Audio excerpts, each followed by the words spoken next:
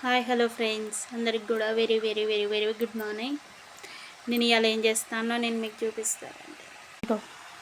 నేను వచ్చేసి ఇవాళ చెగోడీలు చేస్తానా, అందుకే ఇవాళ వీడియో ఏం తీయలేదు. ఇక అవపడతానయ్యా.